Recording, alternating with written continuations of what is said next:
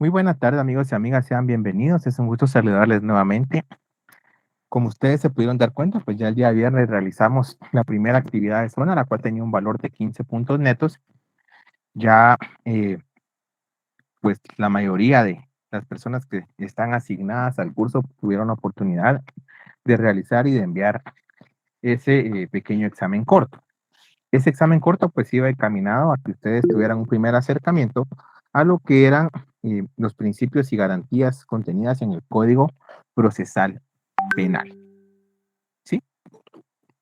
Específicamente del artículo 1 al artículo 23.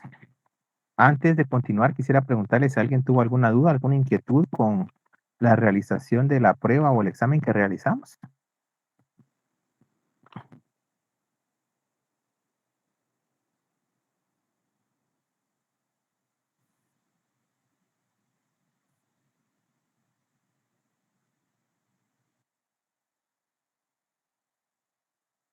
Felix, buenas tardes. Solo una consulta.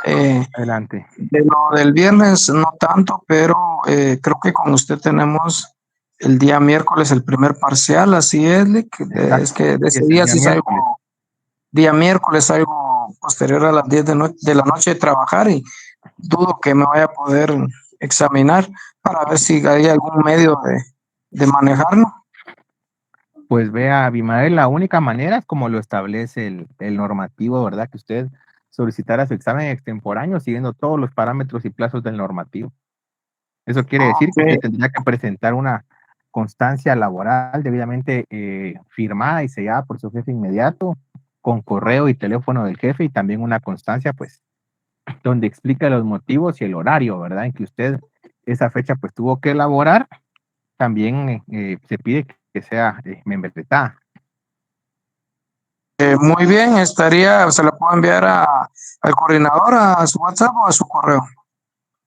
Se la puede transmitir a Moisés, si fuera tan amable. Muy bien, gracias. Muy bien. ¿Alguien más? Buenas tardes, Lick. Solo le saluda Adelante. Iván Arevalo. Solo Adelante, para Iván. confirmar, el miércoles es nuestro examen, entonces, parcial. Sí, el miércoles. Eso ustedes lo tienen publicado en la página de la facultad, en derecho.cloud. Ok, gracias, Lick, muy fino. El día martes 14 es para escuela de vacaciones y el miércoles 15 es el examen parcial para nosotros. Respecto al parcial, pues ustedes se pudieron dar cuenta que ya prácticamente pues les compartí a través de Classroom los materiales que vamos a utilizar para el examen. ¿Sí? No sé Afirmativo. si a todos pudieron verlo, tuvieron acceso al mismo. Sí, licenciado, buenas tardes. Buenas tardes. Vea, Buenas tardes, sí, para, licenciado, por mi parte, sí. muy bien. Para el examen pues parcial, prácticamente van a entrar las dos secciones de diapositivas que les compartí. Sí, una correspondiente a los principios constitucionales y otra.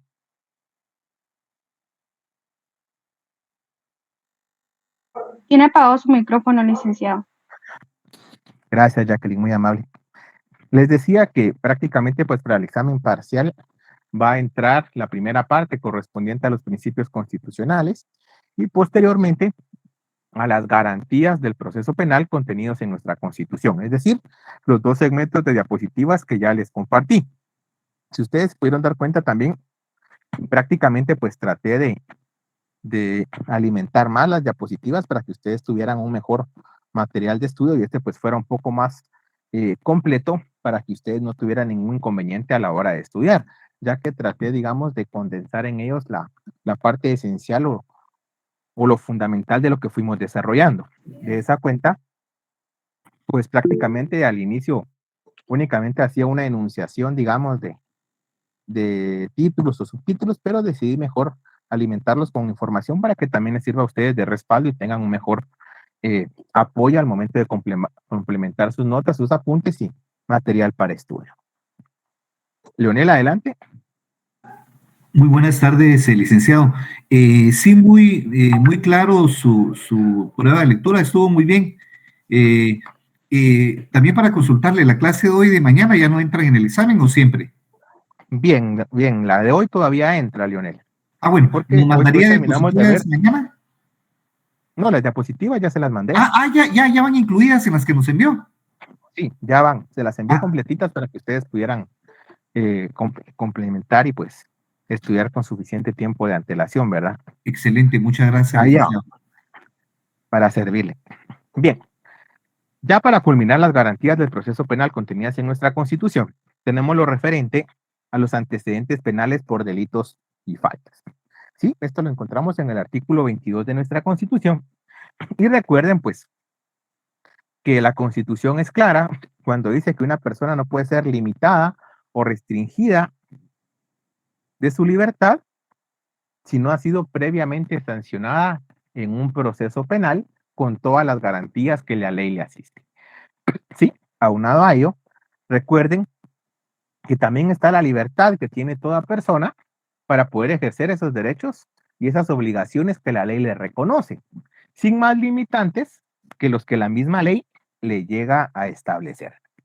Eso quiere decir que cuando alguna persona prácticamente pues ya ha sido sujeta a proceso penal, ya ha sido sujeta al juzgamiento del Estado en ese ejercicio de jus puniendi, prácticamente pues esta persona al cumplir con la sanción que le han impuesto o al cumplirse los presupuestos para que le den alguna salida alterna, como puede ser un criterio de oportunidad, por ejemplo, una suspensión de la ejecución de la pena, ¿sí? Pues esta persona ya queda, digamos, en igualdad con el Estado. Esta persona ya fue sometida a un proceso, ya fue sancionada, esta persona pues prácticamente ya no le debe nada al Estado.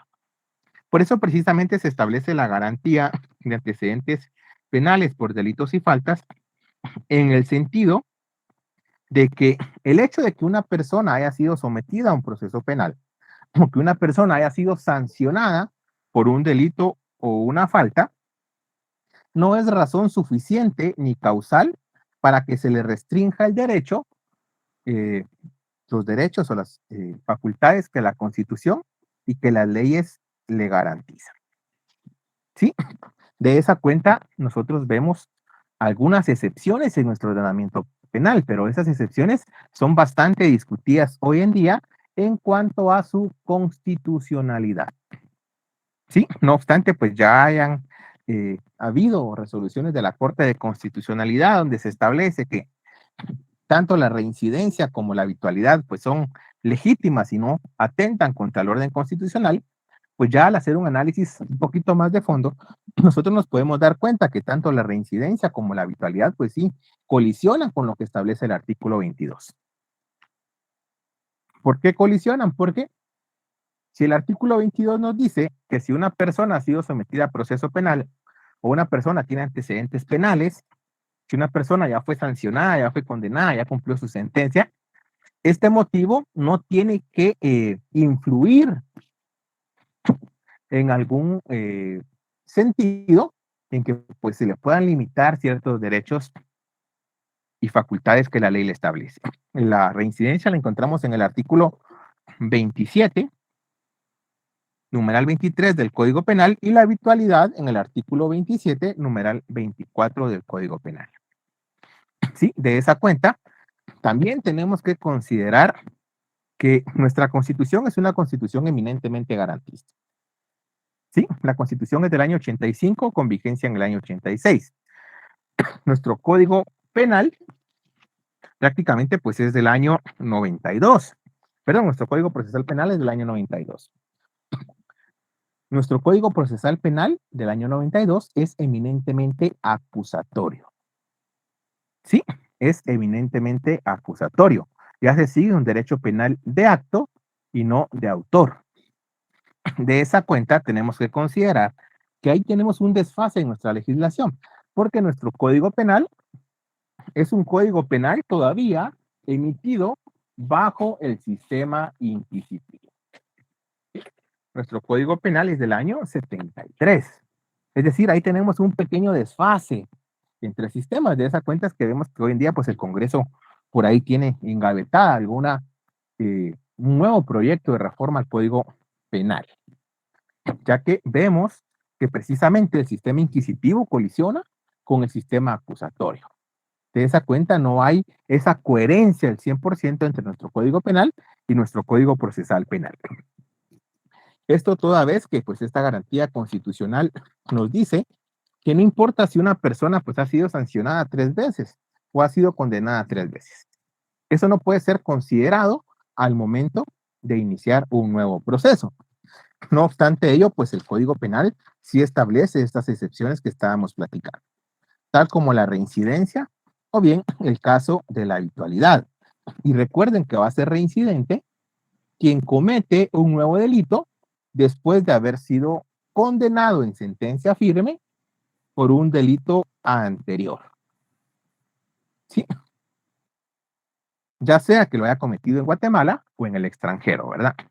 Cuando ya hablamos de un delincuente habitual, prácticamente pues va a caer en esta figura aquella persona que habiendo sido condenado por más de 2 delitos anteriores, es decir, ya sería el tercero, ¿verdad?, por el que va a ser condenado,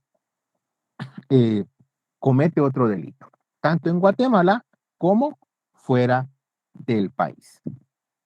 Sí, esa es un poquito la diferencia. Si ustedes se dan cuenta, ya, por ejemplo, en el caso del delincuente habitual, pues ya agrava la punición, porque establece que el delincuente habitual va a ser sancionado con el doble de la pena.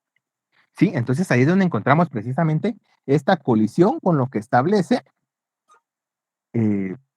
prácticamente la garantía de antecedentes penales en nuestra Constitución.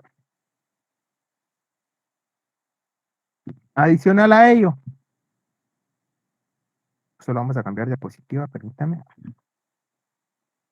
Encontramos también la garantía o el principio de gratuidad.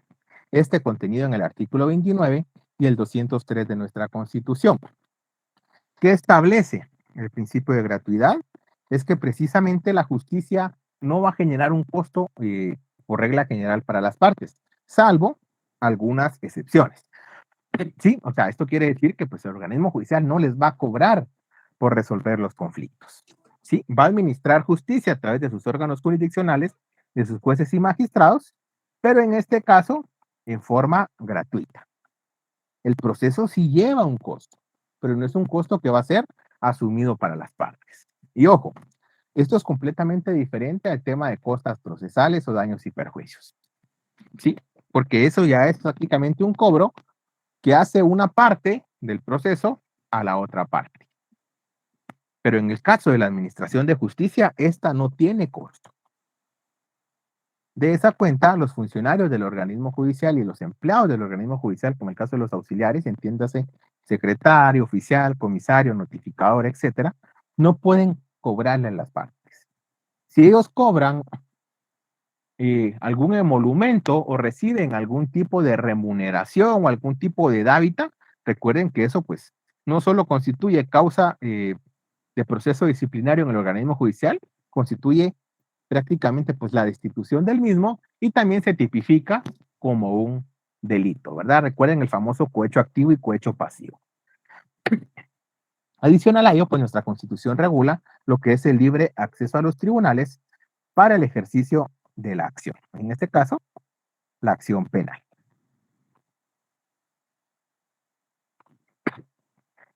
Dentro de las garantías también encontramos la publicidad. Esto según lo que establece el 14, segundo párrafo, y el 30 de la Constitución. También el 8, inciso 5, de la Convención Americana sobre Derechos Humanos. Y prácticamente lo que establece es la publicidad del proceso penal. Esa es la regla general. ¿Sí? La excepción es que en ciertos casos el proceso penal puede limitarse o puede reservarse. De esa cuenta, ya vemos nosotros, por ejemplo, como alguna de las excepciones, aquellos actos de investigación que únicamente están reservadas para las partes procesales, como sucede durante la etapa preparatoria, cuando el Ministerio Público está realizando o generando aquellos medios de prueba que le van a servir para sustentar un futuro proceso contra alguna parte, pues todos los sujetos procesales tienen en este caso acceso a los mismos, pero el público en general no. En el caso de la reserva, también ustedes saben que el Ministerio Público o bien las partes procesales pues pueden pedir que el proceso se reserve durante cierto tiempo. Sí, esto ha pasado generalmente en casos donde el pudor de menores o adolescentes está de por medio. De la misma manera, en aquellos casos, pues, donde la vida de los sujetos procesales puede correr riesgo. El libramiento de Chimaltenango estuvo bajo reserva mucho tiempo, por ejemplo. Ahora que ya no está bajo reserva, es que prácticamente pues están conociendo muchas incidencias dentro del proceso, tal como ustedes lo ven con el caso, por ejemplo, de licenciado Pantaleón, que es auxiliar del Ministerio Público, está sujeto a proceso, del exministro de Comunicaciones y de los demás implicados, ¿verdad? En la etapa del debate, pues ya prácticamente la publicidad del debate solo se puede limitar siguiendo o configurándose los presupuestos establecidos en el artículo 356 del Código Procesal Penal. Y esta publicidad lo que permite precisamente es que se pueda fiscalizar mediante auditoría social a jueces, fiscales o bien al proceso per se. Dentro de las garantías también encontramos la de favorabilidad o extractividad. Ustedes saben que nuestra Constitución en su artículo 15 establece un principio trascendental, en este caso la irretroactividad de la ley. ¿Sí? Es decir, prevé que la ley se puede aplicar fuera de su ámbito temporal de validez.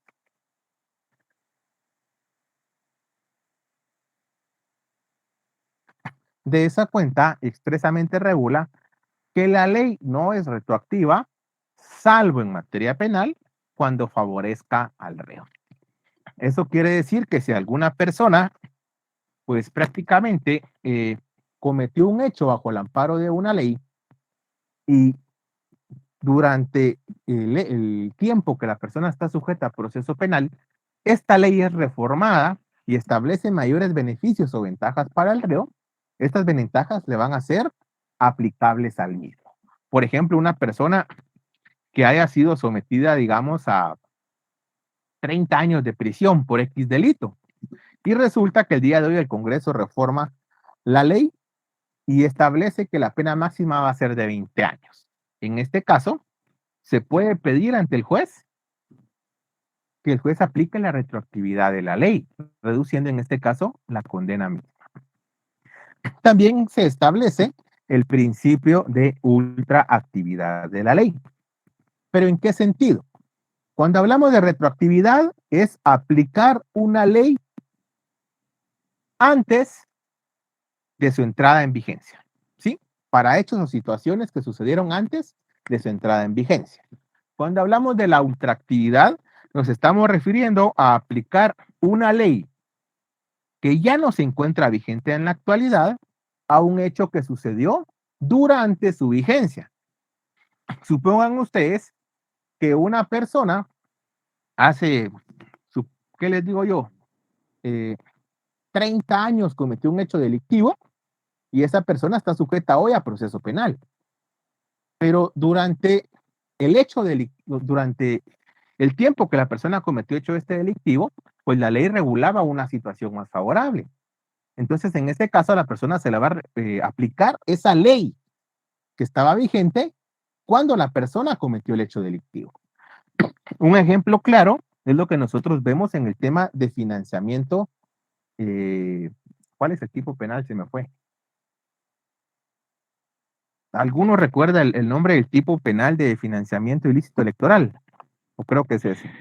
Es ese mismo, licenciado, financiamiento electoral ilícito. Gracias, Sergio, le agradezco mucho. Financiamiento electoral ilícito. ¿Cuál fue la justificación del por qué a X candidata no le aplicaron, en este caso, o no le pudieron imputar este hecho delictivo. ¿Sí? En este caso fue que al momento, sí está regulado, Steven, pero al momento que ella cometió el ilícito, todavía no estaba sancionado o no estaba penado. ¿Sí? Entonces ahí prácticamente se está aplicando la extractividad o la ultraactividad de la ley. Si eso quiere decir que al imputado generalmente se le va a aplicar la ley que más le favorezca, ¿verdad? Esto porque ya, pues solo con el hecho de estar sometido a un proceso penal, ya lleva consigo efectos negativos y desgaste no tanto, no únicamente, perdón, en el ámbito personal, en el ámbito intelectual, en el ámbito psicológico, sino también afecta sus relaciones familiares, sus relaciones sociales, sus relaciones de trabajo y un aspecto económico.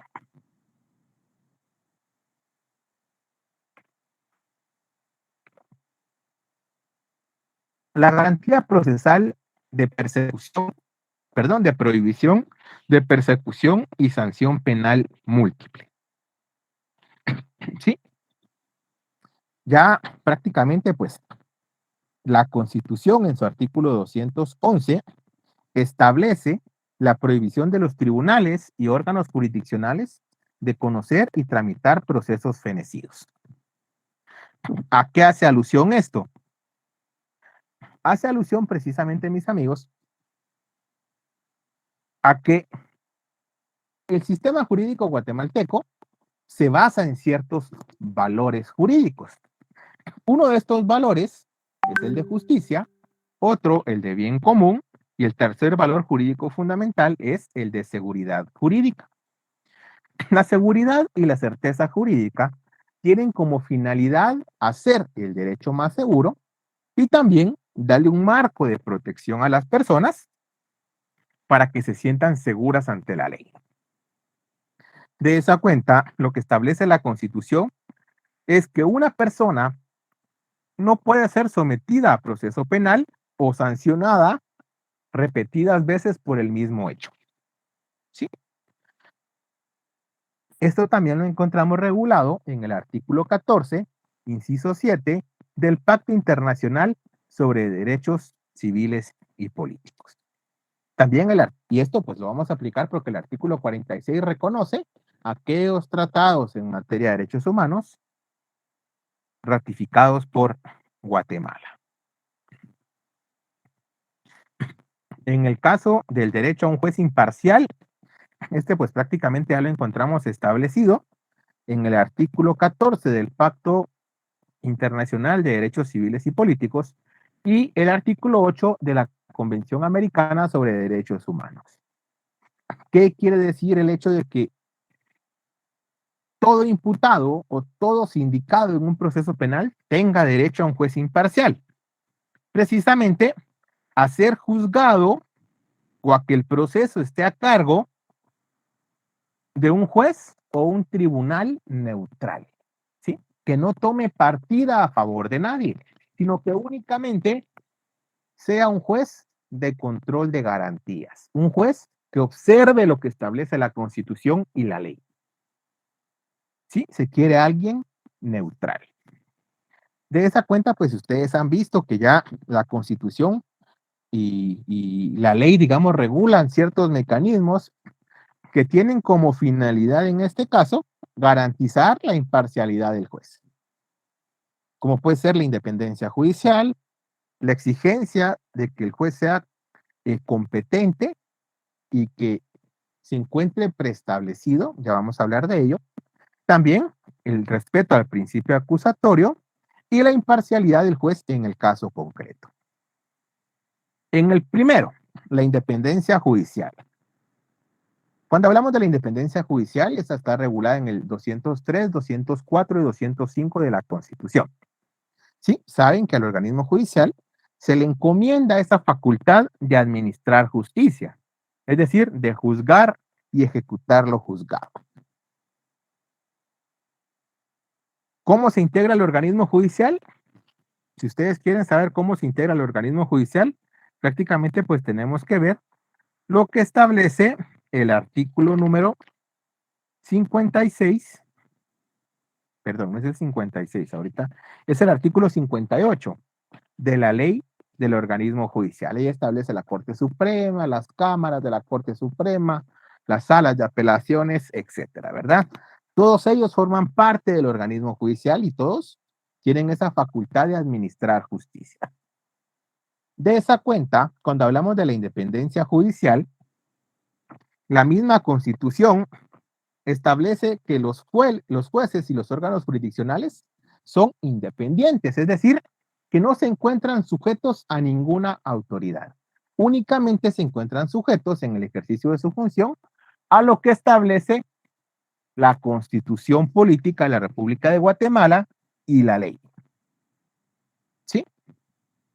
De esa cuenta, todo aquel funcionario, todo aquel poder o toda persona que quiera causar alguna injerencia en algún juez al momento de resolver un caso concreto, pues estará cometiendo un delito. Ya tienen ustedes a la vista el caso, por ejemplo, de un famoso abogado, el abogado,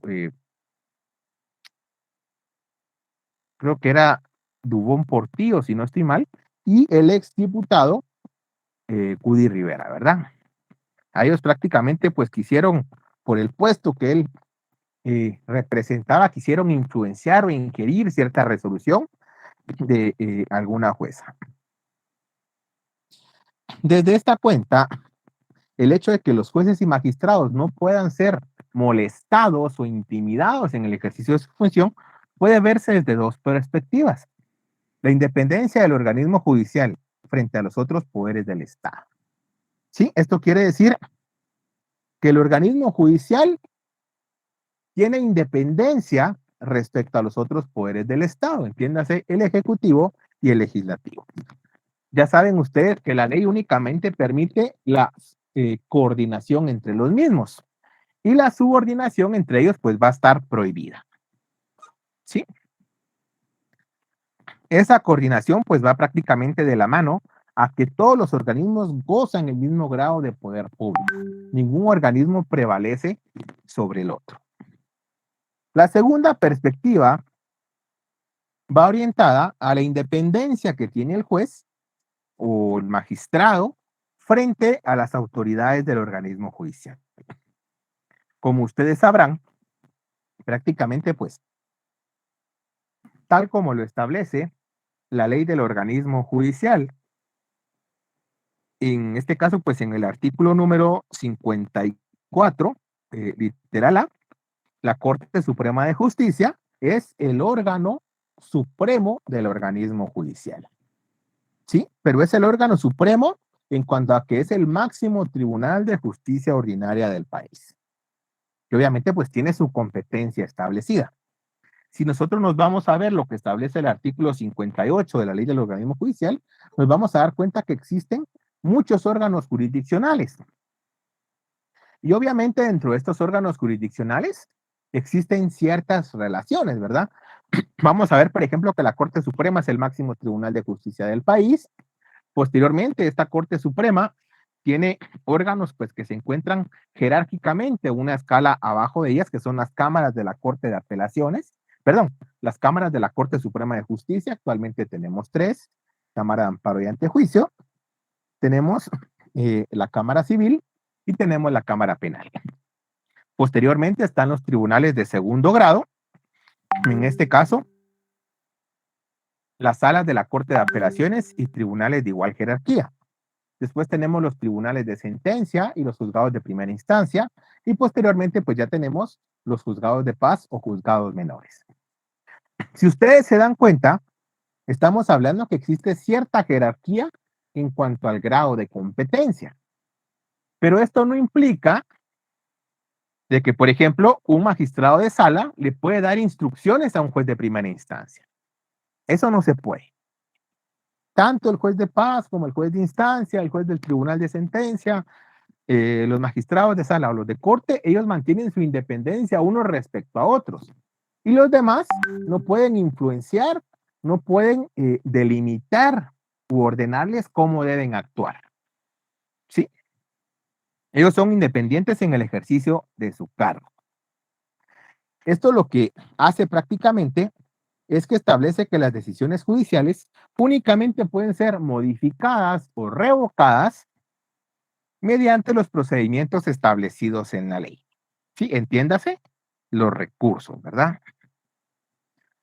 Si no estamos de acuerdo, por ejemplo, porque el juez a nuestro criterio vulneró alguna etapa del procedimiento o algún requisito procedimental, presentamos una actividad procesal defectuosa. Si nosotros no estamos de acuerdo porque el juez sin audiencia previa toma determinada resolución, presentamos un recurso de reposición. Si no estamos de acuerdo con la sentencia que dictó el tribunal de sentencia, presentamos una apelación especial y así sucesivamente. Pero esa es la única vía a través de la cual se puede modificar o puede ser revocada una decisión judicial. ¿Sí? También la Constitución en el artículo 205, literal C, establece una garantía fundamental para los jueces. Y es la no remoción en el cargo. Sí, prácticamente pues la Constitución le asigna al organismo judicial esa, no solo es independencia judicial o es independencia funcional, sino también aquella garantía de que los jueces y magistrados de primera instancia no pueden ser removidos del cargo, salvo las limitantes establecidas en la ley. ¿Cuál podría ser una de estas limitantes? El hecho de que tanto magistrados de Corte Suprema de Justicia como magistrados de sala están sujetos a un periodo constitucional de 5 años. ¿Sí? En el caso de los jueces de instancia y jueces de paz, pues prácticamente ellos están sujetos a una evaluación anual, según lo establece la ley de la carrera judicial, pero prácticamente pues ellos, al ir aprobando sus evaluaciones, ellos tienen un puesto prácticamente pues vitalicio, ¿verdad? Salvo que incurran en alguna de las causales de remoción o destitución de la ley de la carrera judicial.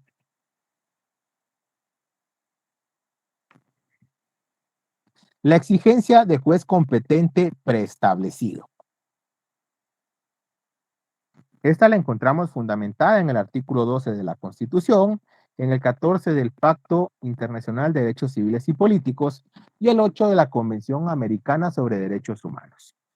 ¿Cuál es la finalidad de esta exigencia? Es asegurar la independencia del juez. Y ello se va a lograr evitando que el juez prácticamente pues se vea influenciado por los poderes del Estado. Es decir, que el Estado o el gobierno, si lo queremos ver desde una perspectiva política, no tenga injerencia respecto al nombramiento de los funcionarios judiciales.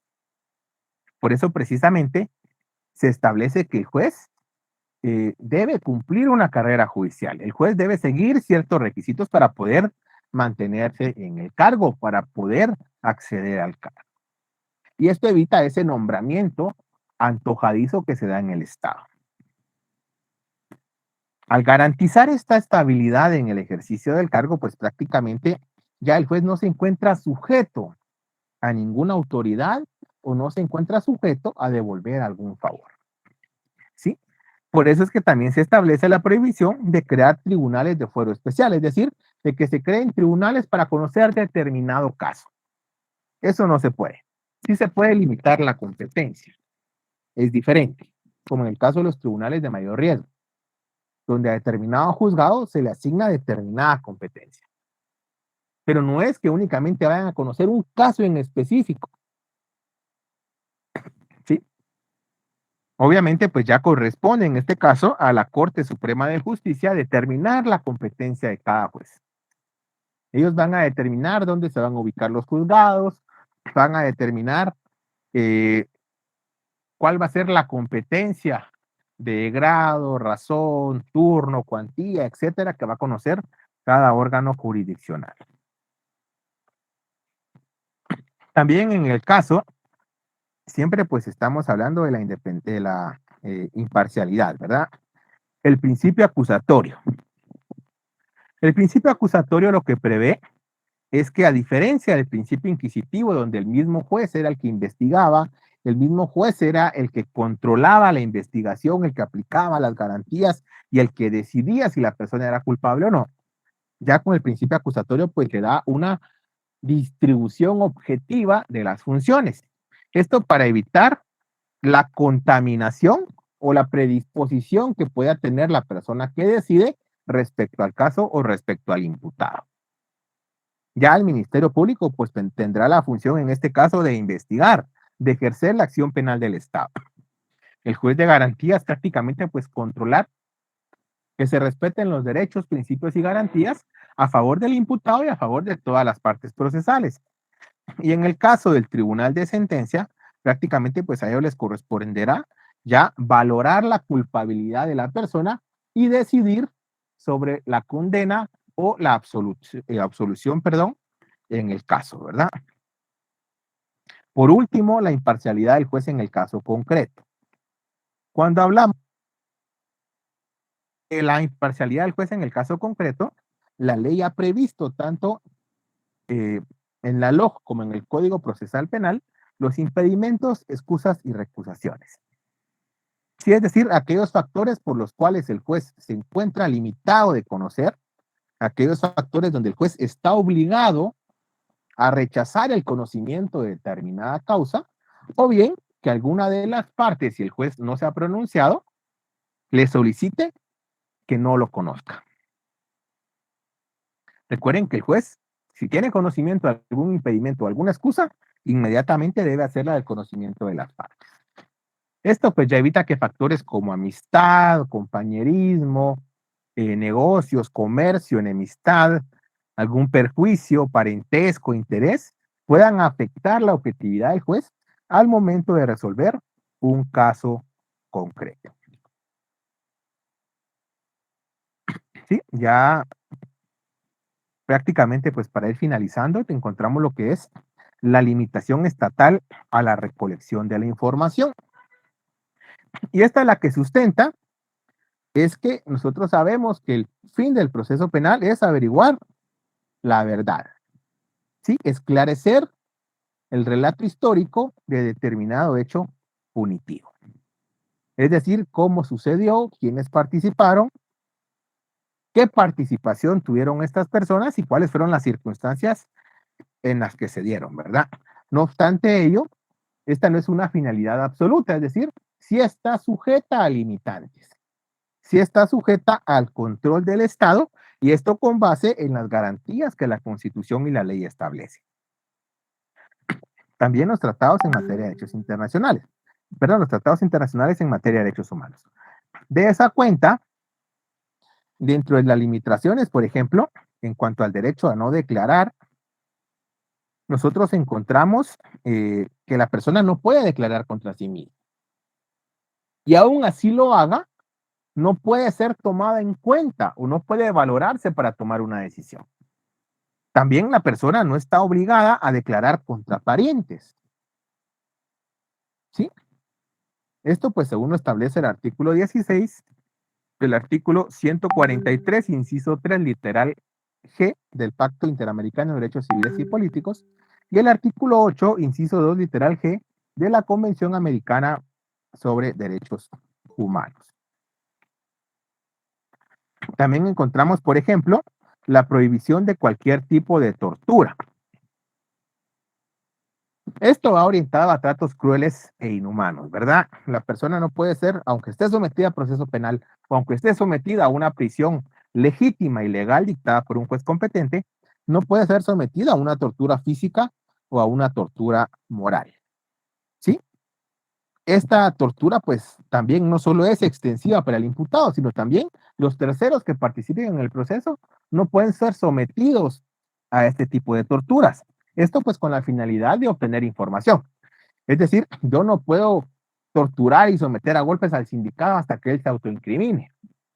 Yo no puedo venir y obligar a que el testigo declare ciertos o determinados aspectos, ¿verdad? Que es prácticamente lo que ustedes están viendo hoy en el caso de esta exfiscal de la FESI de Quetzaltenango, donde se dice que ella por ahí cometió ciertos actos, habrá que ver si es cierto según lo que establecen los jueces y la ley, para obligar a los testigos a declarar ciertas cosas. Esto conforme lo establece el artículo 5, inciso 2 de la Comisión Americana sobre Derechos Humanos y el artículo 7 del Pacto Internacional de Derechos Civiles y Políticos.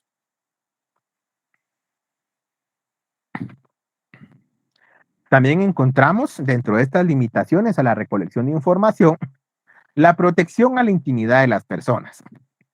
El artículo 23 de la Constitución establece la inviolabilidad de la vivienda. ¿Qué establece precisamente la inviolabilidad de la vivienda en el artículo 23? Establece que nadie puede penetrar en morada ajena sin permiso de quien la habita.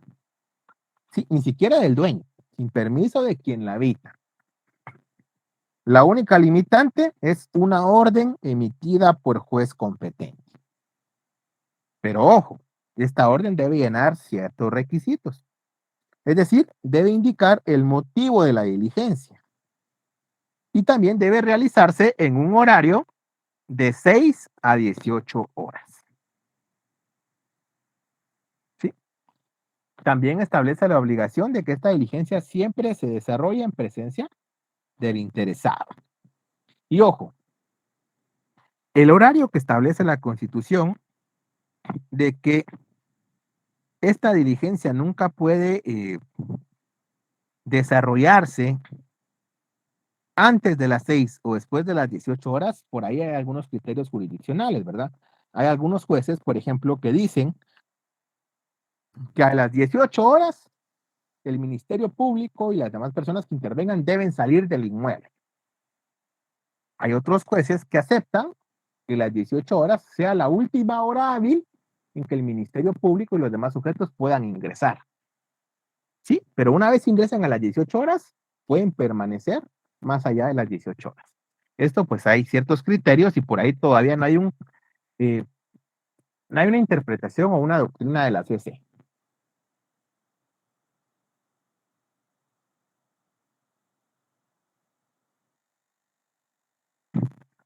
Hasta acá, amigos, pues prácticamente llegaríamos con lo que son las garantías constitucionales del proceso penal. Hasta acá llegaría lo que es el primer examen parcial. Ustedes saben, se va a realizar el día miércoles, se va a realizar en el horario establecido, ¿verdad? Iniciando a las 6 de la tarde. De igual manera, pues ya ustedes cuentan con las diapositivas donde está un extracto fundamental de la información que hemos venido desarrollando. Aunado a ello, pues yo consideraría que el examen se va a desarrollar más o menos en los mismos términos del examen corto que realizamos. Opté por no poner preguntas a desarrollar, puesto que prácticamente pues es una valoración bastante subjetiva, o sea, es decir, tendría yo que leer la mayoría de los exámenes para crear un criterio común y con base en ese criterio pues poder calificar, ¿verdad? Adicional a ello, no coloqué, como ustedes vieron, preguntas directas. Esto porque, para hacerlo más práctico, consideré que falso y verdadero y opción múltiple era la forma adecuada, toda vez que ya en semestre sí coloco lo que es la pregunta directa, pero bajo ciertas reglas, ¿verdad? No pueden utilizar signos de puntuación, no pueden utilizar artículos del idioma al inicio de la respuesta, no pueden colocar lo que es, por ejemplo, mayúsculas, etcétera, ¿verdad? Es decir, ciertos criterios que nos vayan creando cierta homogeneidad al momento de resolver el examen todos. Pero en este caso creo que lo vamos a seguir haciendo de la misma manera. Vamos a plantear preguntas como lo hicimos en el examen corto, ¿verdad? Adicional a las preguntas de falso y verdadero, recuerden pues que estas únicamente pueden marcar una opción. Esto es algo sumamente importante. Adicional a ello, de que solo pueden marcar una opción, deben considerar también que pues estas ustedes tienen que analizar la coherencia o no de lo que se les está planteando respecto al enunciado o a las posibles respuestas. Y en la opción múltiple, pues tienen que evaluar cuál es la respuesta correcta o que se asemeja según lo que ustedes consideren y lo que desarrollamos en clase a la respuesta hacia el enunciado que se le plantea. Adicional al examen corto, perdón, al examen en este caso parcial, ustedes deben llenar la asistencia con Moisés. Sí, toda vez que la asistencia que lleva Moisés es independiente de haber realizado el examen o no. Entonces, por favor, después de realizar el examen, no olvidemos que Moisés nos va a mandar el enlace en el cual pues vamos a tener que llenar nuestra asistencia para que nos cuente, ya que eso corresponde, como bien lo platicamos, a 10 puntos netos de zona, ¿verdad? Eh, También ya en estos días les voy a comentar yo cómo vamos a publicar la nota del examen, toda vez que, como ustedes saben, la página de la facultad, derivada de la toma de la misma de la universidad, pues prácticamente ha quedado deshabilitada temporalmente. Y esto nos ha impedido incluso que nosotros subamos notas del primer semestre de este año. Entonces ya les vamos a dar una respuesta de cómo vamos a publicar la nota para que todos tengan acceso a la nota del parcial y posteriormente ya a la nota de los 2 exámenes cortos que vamos a realizar y a la de la asistencia que ustedes pues han llenado cada día. Hasta acá, no sé si hay alguna duda, alguna pregunta, tanto con la clase del día de hoy como con el examen que vamos a realizar el día miércoles.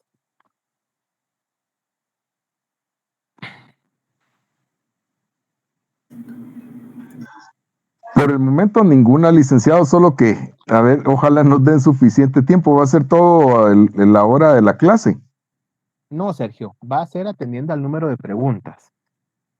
Lo que pasa es que como realmente, digamos, no hay una condición objetiva para poder realizar el examen, entonces tampoco se les puede dar mucho tiempo, porque si no prácticamente, o sea, se les da un tiempo razonable y prudencial, pero no se puede dar, digamos, toda la hora, porque prácticamente yo lo he vivido en el semestre con mis alumnos, y no solo en San Carlos, lo he vivido también en las universidades privadas donde doy clase, incluso en la maestría donde doy clase en Derecho Penal, lo he visto con profesionales, ¿verdad? Que algunos por ahí hacen el examen en grupo, hacen el examen en videollamada, hacen el examen crean un chat específico para ello. Entonces, se dan muchas condiciones, digamos, que no nos permiten hacer un examen, y en este caso, pues virtual, eh, con toda esa facilidad de tiempo, ¿verdad? O sea, se da el tiempo que es un tiempo a mi criterio suficiente, un tiempo justo, porque recuerden que si ese examen, pues también se requiere haber estudiado previamente, ¿verdad? No hasta ese momento empezar a buscar las respuestas en los materiales, en las leyes o con los compañeros, y no generalizo. Pido disculpas si alguien se ha molestado, pero yo sí lo he visto. Yo sí lo he visto y no de ahorita, o sea, no es el primer año que damos clases presenciales, ya cuando EPA tomó la U, pues dimos la misma, eh, en la misma modalidad y precisamente era algo que persistía.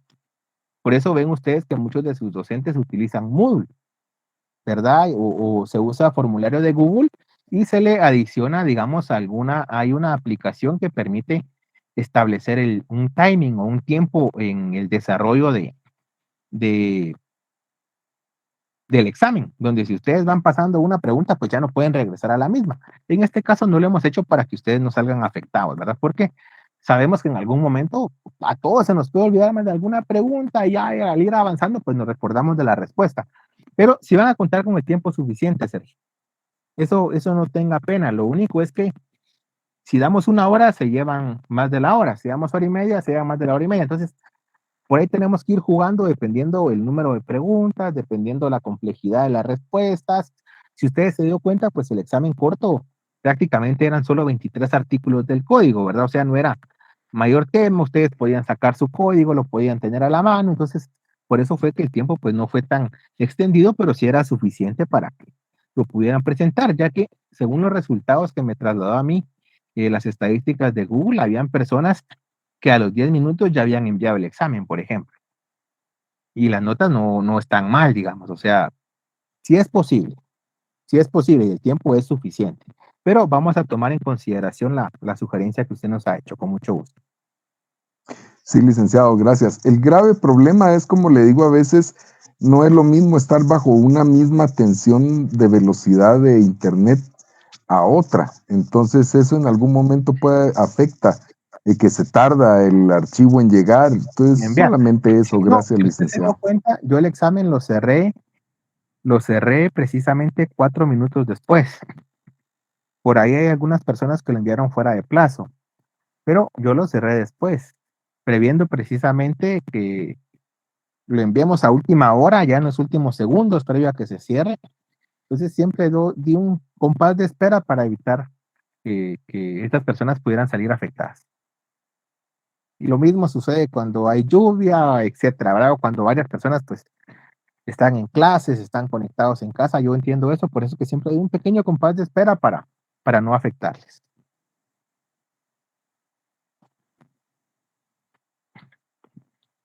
Gracias, licenciado, por todo. No tengan pena, espero que las diapositivas les sean de apoyo, les sean de ayuda y cualquier duda, pues, se la pueden plantear a Moisés o bien en el correo. Les voy a compartir, si gustan, por Classroom cuál es el correo institucional que utilizo y a través del correo también me pueden consultar sus dudas, con mucho gusto se las puedo resolver. Sí, el examen entra hasta lo que vimos hoy. Muchas gracias, licenciado. Para servirle. Y lo que vimos hoy está en las diapositivas que compartimos la semana pasada y las diapositivas que compartimos el domingo. Ahí está todo el contenido del examen parcial.